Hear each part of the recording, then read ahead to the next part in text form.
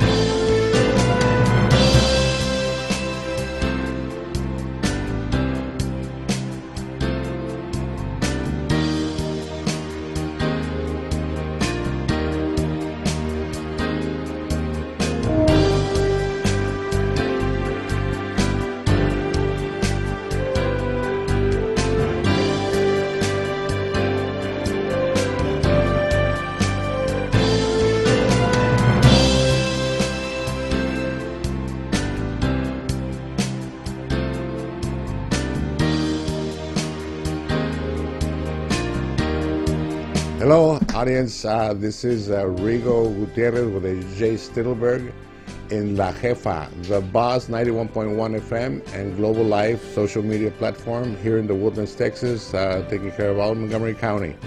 We're here to interview Jay Stittelberg. He's a candidate for the Democratic Party as Montgomery County Judge, and I'd like to welcome you to the program today. Yeah, thanks for letting me come. Appreciate it. Yeah, we're happy to have you here. First of all, before we get into the voting and what's going on here in Montgomery County, I would like you to go over what a county judge does. When you say judge, we all think of a cloak and gavel, right? And criminal or civil kind of cases. This is very different. I understand it's like the CEO of the county, and then you have commissioners. Could you elaborate just a little bit? Yeah, on sure. So the county judge, again, the name is a little bit misleading, but the county judge is an administrative job. It's not a judicial job. We don't hear cases and render verdicts. What the county judge does is, again, he is considered the chief executive officer of the county, and whoever that person is, along with the 4 commissioners, the elected commissioners in the county, make up the commissioners' court. And they essentially run the county business. So they approve the county budget, which this year, for fiscal year 19, is $344 million of your taxpayer dollars. And by approving the budget, they also approve the county tax rate, which is the county's portion of the property tax rate on your home. And then they collect that money and they spend that money. They spend the money to make sure the departments of the county are allocated funds, to make sure that they have proper resources and equipment to provide whatever service it is, whether it's the sheriff's department or the constables or the animal shelter or the airport or any number of things that fall under the county's purview. And they hold commissioners' court every 2 weeks, and they essentially, again, execute the county business, right? Yes. So this is again not a legal job, right? So those issues that I call this a partisan race about nonpartisan politics, because the truth is county government shouldn't really be partisan to begin with. Yeah, I'm running as a Democrat because you have to run with a party in this race, but the truth is that these jobs don't have anything to do with the typical things that separate, Democrats from Republicans on political issues. Things like abortion and gun control and immigration. The county commissioners' court will never take a vote on those things. That is not what we do. This is about the responsible, accountable, transparent spending of your tax dollars. That's what this job's about. Just briefly, how do the proposals emanate? How do they come to your? How do you decide where we're going to spend the $344 million? Yeah, so obviously the county's responsible for the unincorporated areas of the county, which is over 80% of Montgomery County, and they're responsible for the roads, the parks. In certain cases, bridges, depending on whether those fall under the state, federal, or local. Who proposes them, though? Who says, "Hey, I want a bridge here"? Yeah, a lot of this is studies that are done around the county. Well, it's mobility studies or whatever the case may be, and just doing the research and collecting the data on where there's traffic troubles if we're talking about roadways. Yes, but who starts them? And then you have to kind of actually talk with TxDOT. So these are projects that obviously the citizens can have input to. These roads are too congested. We were talking about the flood areas the other day. Yeah, sure. How those areas that were flooded, they still have problems. Who comes to you and says, "Hey, we need this," or how does this start? Who do we look? Who do we tell?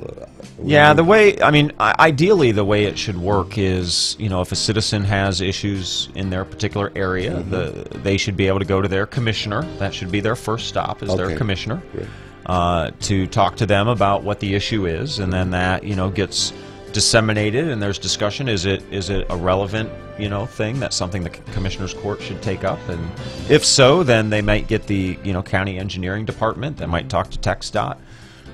When it comes to flooding, there's a lot more entities involved when it comes to flooding, not just the county government, right? You have to deal with FEMA. That should be the place to go. What is different decision? What would change if we vote for you? Yeah, that's a great question. I think the one thing I see that lacks in our county government really is, if you go to the commissioner's courts like I do, or you can watch them online, you don't have to go. They do stream them online, and they keep a video archive online, so you can always go back and watch them at the county website. But the bottom line is you don't see them ask a lot of questions, right? I mean, they get in there and they talk about the agenda, which the county judge controls the agenda for the commissioner's court, but you don't see a lot of questions being asked, especially probing questions, like why do we want to do this, or is this money being spent the right way? Maybe they'll get mad. That doesn't really matter, you know. It's about doing the job right. The citizens vote for you.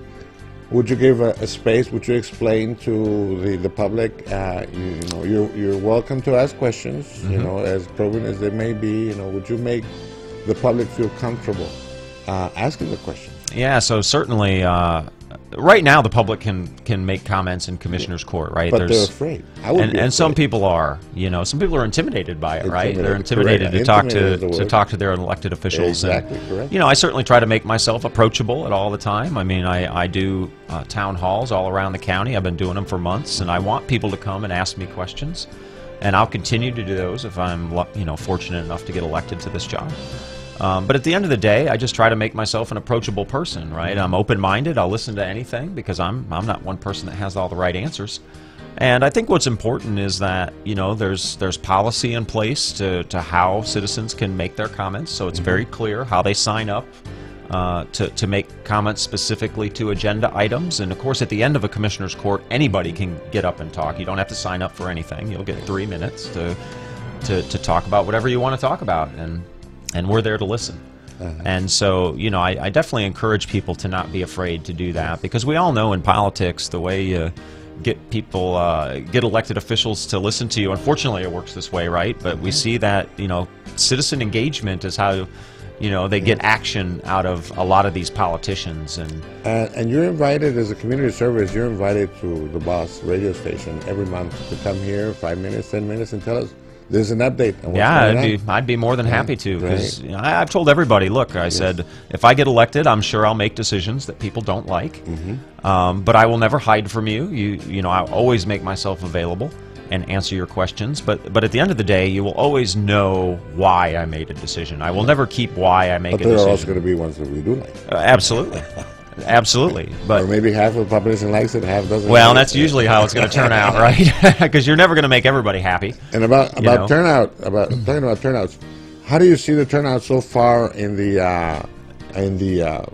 early voting? Yeah, let me tell you, the turnout's been really good. You know, I mean, the numbers have been really consistent. You know, at the end of yesterday, we were just over, I think, 96,000 total votes cast so far in early voting.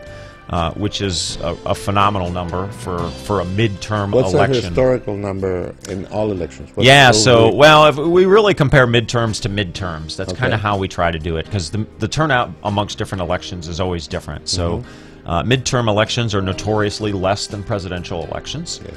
Historically, that's how the data flows. But this election, we will break the total vote record for any midterm election in Montgomery County probably tomorrow in early voting. And that record is early voting and election day voting. So we will surpass that probably tomorrow, with still some time left in early voting and election day left. So with this new information, you said before the show, it was like 114,000 total. I think it's something there. That was like that was the record, previous record. What can we expect? So we'll surpass that. So, you know, my hope, honestly, is I would love to see us get to 60 to 65% total turnout. That includes election day. Yes. Because at least then we're getting to more of a majority. I mean, the historic, you know, percent of voter turnout in Montgomery County for midterm elections is around 40%. So for us to get to 60 or 65% would really be phenomenal. Now, don't get me wrong; those numbers are still terrible. I'd love to see those numbers at 90%.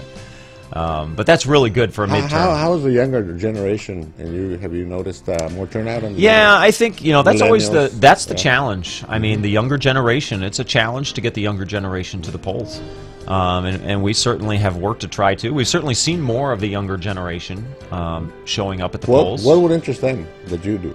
Well, the county judge does. Well, that's the challenge, right? Because the county judge is really kind of a boring job. I mean, if you look at, you know, you're not going to be on national TV. You're not going to have cameras following you around. You're not, you know, a rock star or whatever like some of these politicians feel they are. But the truth is that, you know, we have to make the younger generation understand that, the decisions that are made at the local level really affect people's pocketbooks. And it really doesn't matter if you live in an apartment or own a house. I mean, because if you live in an apartment, some people will tell me, well, property taxes don't matter to me because I live in an apartment. But I can assure you that if property taxes go up, your rent's going to go up, right? So it does affect you. So you should care about it. And I think the more engaged our youth are in how the political process works is much better, because what I see in the younger generation is that they are much more open to listening to ideas. They're not ingrained in any certain way for the most part.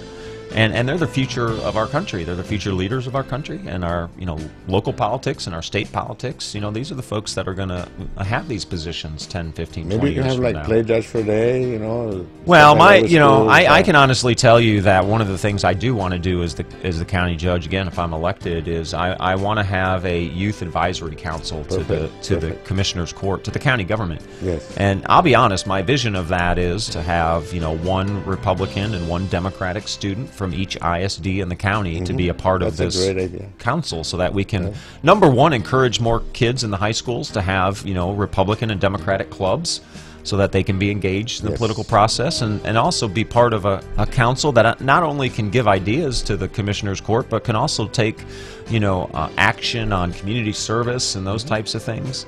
I think it's really important, and I think they'd enjoy doing it. They're our future, yes. Yeah. So let's get down to it. It's there's 7 polling locations in Montgomery County. That's right. And the early voting is still going on. It is. It goes on today through Friday, and it's 7 a.m. to 7 p.m. at any of these early voting locations throughout the county. And I can go to any polling location in the county. And that's the beauty of early voting is you don't have to go to a specific polling location. You can go to, if you live in Montgomery County, you can go to any one of those 7 polling locations at any point and vote during early voting. And on the 6th of November, you have to go to and on Election Day, November 6th, you have to go to the polling location for the precinct that you live in. Yes. So it's much easier to do early voting. I lost my voting card.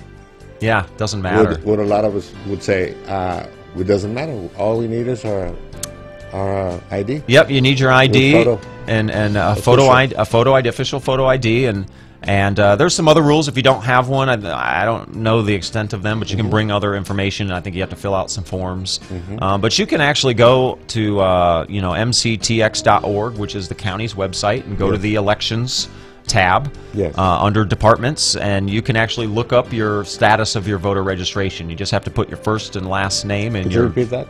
That website? Yeah, so it's mctx.org. And that's mctx.org. And that's the county's website. And then what you'll do is you'll go to the departments tab and you'll go to elections.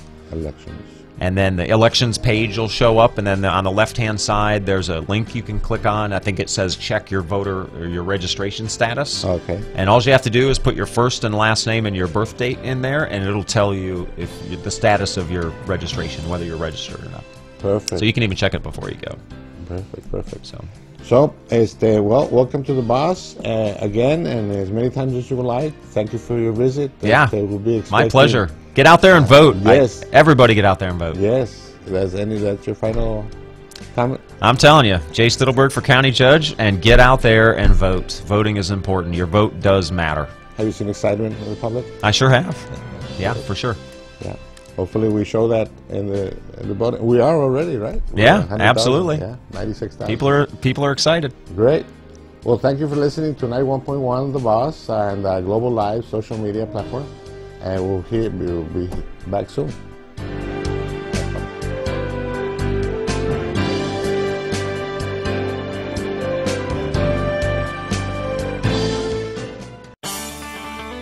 This is E.L. Crane of Real Estate U here each and every Saturday, 11 a.m. to 1 p.m. on 91.1 FM The Boss. Remember, that's Real Estate U. Insightful, informative, and a little humor tossed in. Real Estate U, listening live, 11 a.m. to 1 p.m. each and every Saturday at 91.1 The Boss.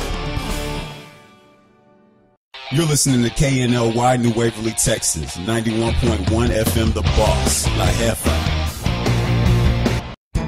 My name is Jay Stittleberg. I'm an Iraq War veteran, Naval Academy graduate, certified project management professional, and I am the Democratic candidate for Montgomery County Judge. If you believe our priorities should include flood mitigation, infrastructure, and mobility improvements throughout our entire county, then you have a choice this November to elect a leader that will represent every resident in the county. I'm Jay Stittleberg. I approve this message, and I'm ready to work for you. This message was from a proud sponsor to Knly 91.1 FM.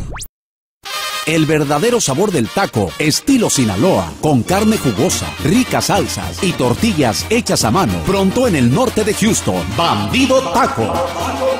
Patrocinador de la jefa 91.1 FM.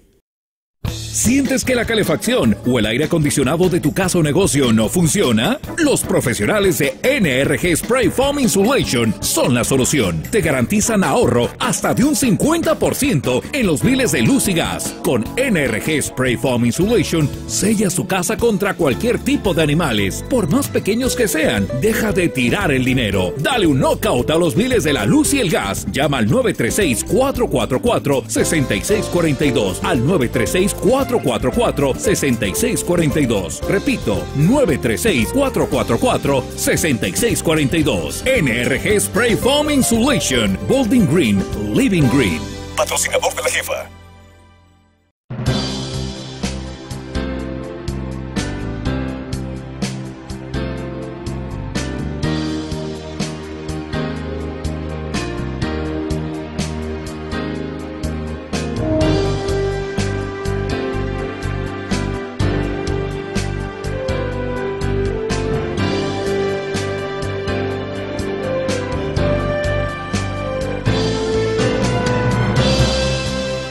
Buenos días, aquí estamos en The Boss FM 91.1 y la plataforma de medios sociales que se llama Global Live.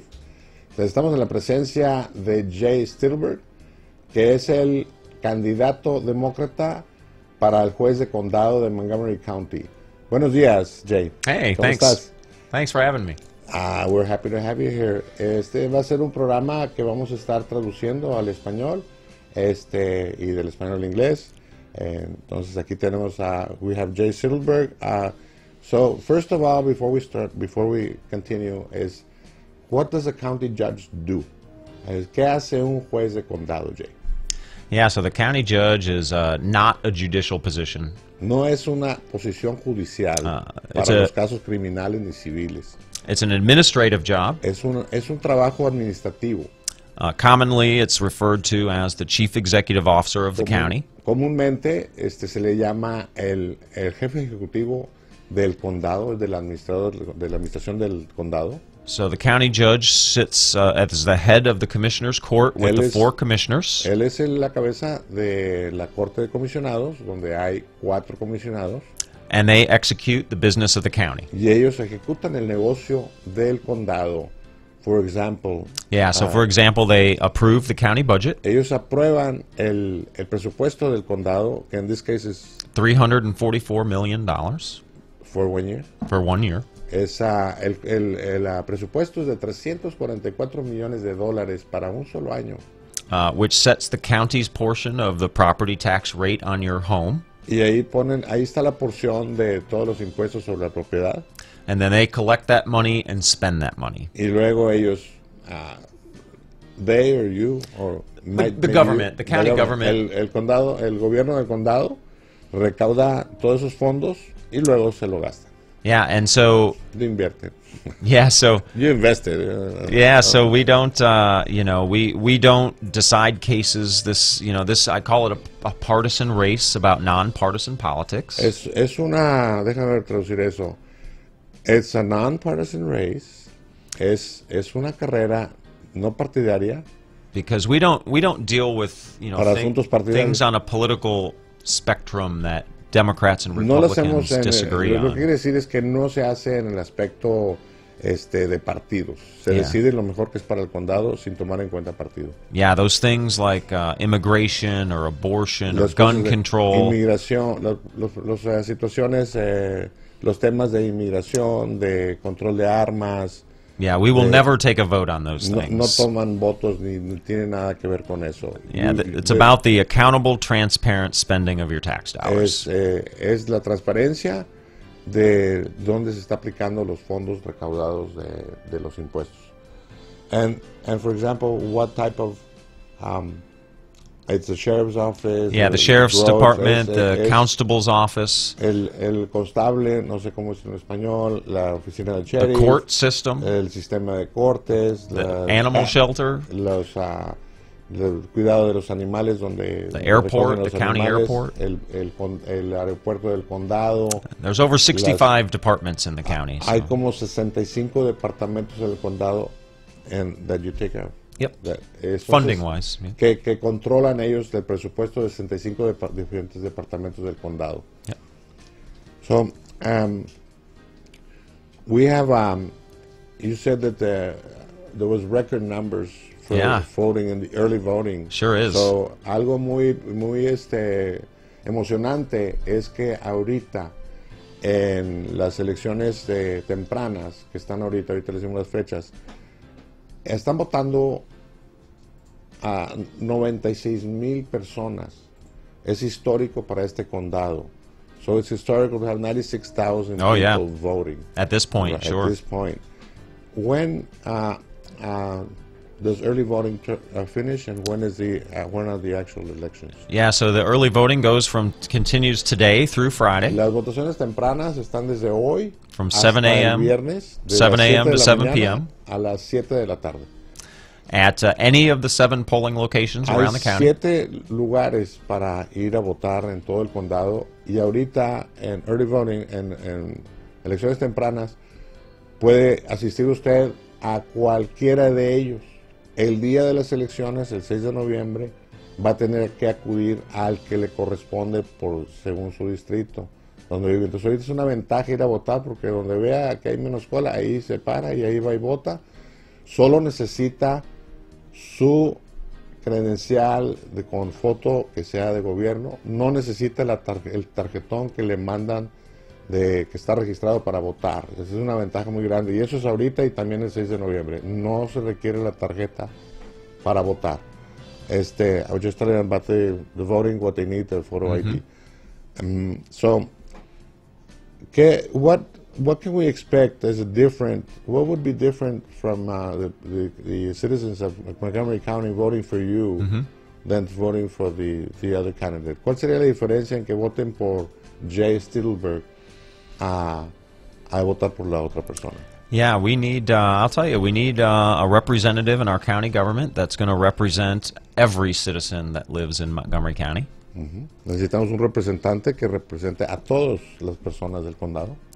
Because we have a lot of communities that have been ignored for many, many years. Tenemos muchas comunidades que han sido ignoradas por muchos, muchos años. They deserve just as much of attention as anyone else does. Y merecen la atención como cualquier otra persona. And quite honestly, I'm an outsider. I've only lived en el condado por 4 años y medio. Only call a spade and ask tough questions about what's going on. Y es muy directo para hablar y para decir lo que está pasando. And I'm not beholden to anybody, whether it's a business or a person. No depende de nadie, ningún negocio, ninguna persona. And so really, I mean, my whole intent of this is to make sure we listen to what it has to say. We'll give everybody a fair shot as far as representation and taking care of their communities, because that's what it's about. Mi intención es escuchar al público, a todos, sea quien sea, y pasar más adelante, poder ser el mediador ante el gobierno del condado.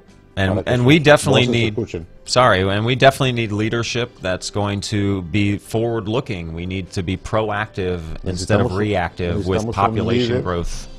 Un líder que sea proactivo y esté viendo el crecimiento de la población. What is the expected population? What is it now, and what is the expected population in a few years? Yeah, so the population right now is just under 600,000. La población de ahorita es abajo de 600,000 personas en el condado de Montgomery. Projected to be 1 million by 2030. Para el 2030, que faltan 11 años, van a ser, how many? 1 million by 2030. Se espera 1 millón de gentes. So that's percentage-wise is what, 60... Well, more. Something like that, yeah. And 2.2 million by 2050. Y para el 2050 se espera 2.2 millones de dólares, and that's why we have to plan. That's right. We need to plan. The water mitigation. Well, we need to plan for public safety. The roads. Public safety. Se tiene que planear la flood mitigation. Pública, el manejo de las aguas para que no se inunde las áreas. Mobility and infrastructure. Transporte, cómo se va a movilizar la gente, la infraestructura, agua, luz, demás. Se tiene que planear todo eso con tiempo. Do we have a 20-year plan or a 10-year plan? The county has no strategic plan right now. El condado no tiene ningún plan estratégico en este momento. Is that one of the first things that you're going to propose? We need it. Que tenemos que hacer, como lo hace cualquier ciudad progresista, es el de tener un plan de desarrollo local. And we have to recognize that, 25% of this county is Hispanic. Tenemos que reconocer que el 25% de este condado es hispánico. 6% of this county is African American.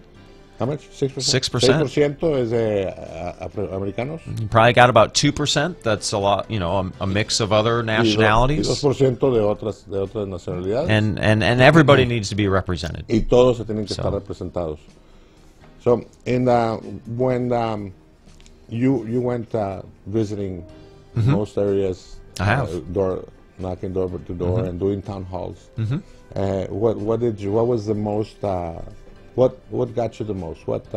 Andando él en los diferentes centros cívicos del condado y visitando puerta a puerta, le pregunto qué fue lo que más le llamó la atención. Yeah, I think two things come to mind. One is that a lot of people just don't know what their local government does for them, period. Número uno, pues mucha gente ignora exactamente qué hace el gobierno local, el condado. Yeah, and I think the second thing that was impactful to me is that, there are communities here, especially, millennials, or what